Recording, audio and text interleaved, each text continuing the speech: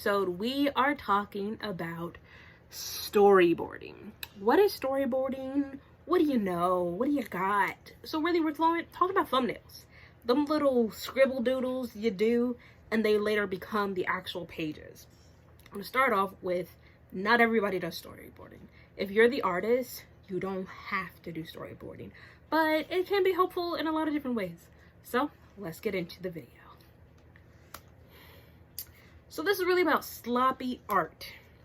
You're going to walk through the outline / script of your comic and draw all of your details, because you've already got your character designs, so you know what those characters are going to look like, you know what shapes folks gotten, you know, all of that stuff.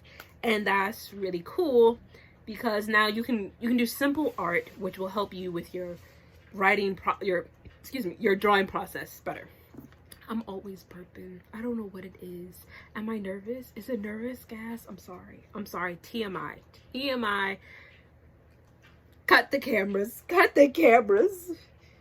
I kid. So one thing that I always do when I'm storyboarding is I look at other panels to get an idea of what's important. So you already started with a splash page. So that's going to be that first page of your comic, really establishing what's going on, what's the story about.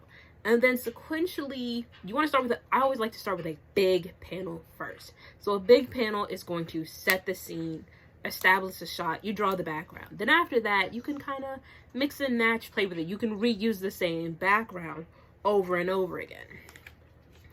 So as always, I've got photos and I got notes. So I'll insert actual photos, but for right now, let's just look into these beautiful panel designs created by yours truly, which is just rectangles. I mean, look at that. That's great. That's a masterpiece. And so I've got a couple different examples, and it's really about setting the pacing for your story. It's a great way to utilize the panels and thumbnails. So my actual notes. What is storyboarding? Storyboarding is the rough draft of your comic. It's the visual script. You're sketching out the panels before diving into that final artwork. So to actually make a storyboard, sketch out the rough layouts of each page. And you're going to use simple shapes and figures. You don't want to get caught up in details because this is just to get that visual idea, that visual setting of what's going on.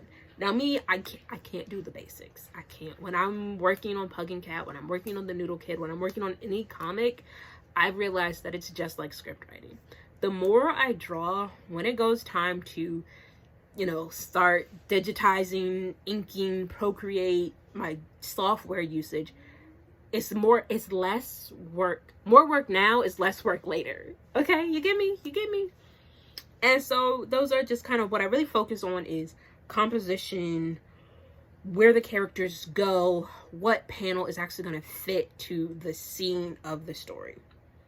The goal is to just create that visual blueprint of what your comic is going to be. Knowing the style of your comic helps you choose the right look. So if you're doing a manga, look at actual mangas. Look at actual traditional comics. So this is my first go round at doing traditional comics. I've done web comics for years, and so what I've been doing is I look at some of my favorite comics that I own. I'm like, okay, how do they pace the story? How do they set it up for the next scene, the next page to be turned?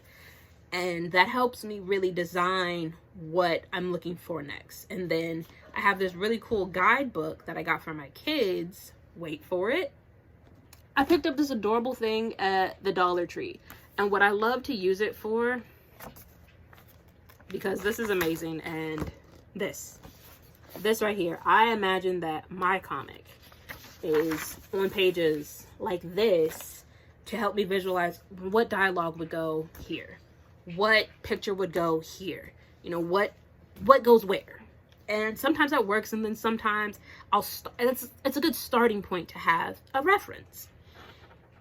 And so as we're developing the rough draft of our comic, we're playing in the pacing, where the text bubbles go, it's just a really good opportunity to to get it done. It's about showing up and getting the work completed, because then you can go back later and you're editing and you're cleaning and you're like, you know what, it actually makes more sense if the speech bubble is up here instead of down here, because where the eye naturally follows depending on the context. Because if you're doing manga, which reads, I'm pretty sure it's going to be inverted, but right to left, then you don't want your speech bubble in here, speech bubble one there. Because what we're going to do is read this one first and then this one. But what you got to do is you got to switch it. So you got to read this one first and then this one. And that's how you switch the dialogue. But then you may even need to change the character placements. And that's what this storyboard is for. So, tips. Use those character designs to guide you. Flip back and forth. Have a printout, have a cutout, have a photo. So that way as you're drawing, pick a shape that defines your character. Pick something that illustrates your character. When I'm working in snack time, I draw letters for what each character is supposed to look like. And you know me, I can show you better than I can tell you. So here is an example of a simple thumbnail. Here we have our 4 panels. Each panel is a little square. We got this lump, panel 1, sleeping lump. We got a clock. So I'm adding in all the elements. Then I'm adding my notes beneath each thumbnail. Then this is a character, person, or whatever. So you have the little swoosh tail right there leading to, oh, this is what they're saying. And then this swoosh tail leaving it there. And our dialogue, we've got a sleeping lump. Sleeping lump, clock is many hours later. The man, okay, maybe I can put a mustache on him and give him some eyes. Are you going to stay there all day? Lump. Yep. Even all weekend. And that's it. It doesn't have to be highly detailed, a lot of visual elements. It's just the rough draft. And that's it. So other things that we play with when we're doing our rough draft, we have our panel framing.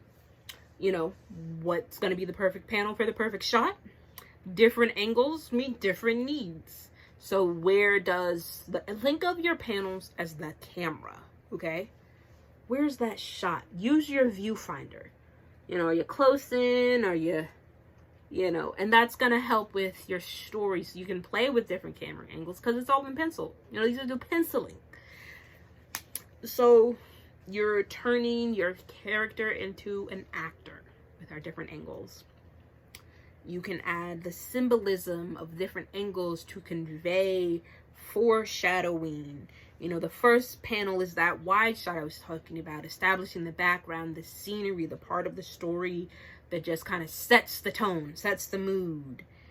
And you go from there, you know, it's drama, zoom in, it's wide angle. What do you see? It's a big explosion. Do you want to see a big explosion on a tiny panel like this, or really big, take up a whole page with chaos and calamity, or joy and fun, you know? So this is the end. Wow, this was a short video and I can't believe it. But please like, share, comment, subscribe. What is your storyboarding process? What do you do? So, time for a summary. Storyboarding is the rough draft layout of your comic. Make simple art. Test placement of panels. Check the story flow. It's not perfection. Not perfect. It's sloppy. The script is the word map. The storyboard is the visual map. And that's it. I hope you found these tips helpful. Thank you for attending Comic Book Making Club. We're actually a Facebook club too. So if you make comics, love comics, read comics, write comics, don't know where to begin, join the club. We are a community of seasoned professionals and beginners making comics together, because you don't have to make comics alone. So thanks for watching. Like, share, subscribe. Again, comment on your process. Do you do simple details? Do you do full penciling? How does it work for you? Stay tuned. Stay blessed. I love y'all.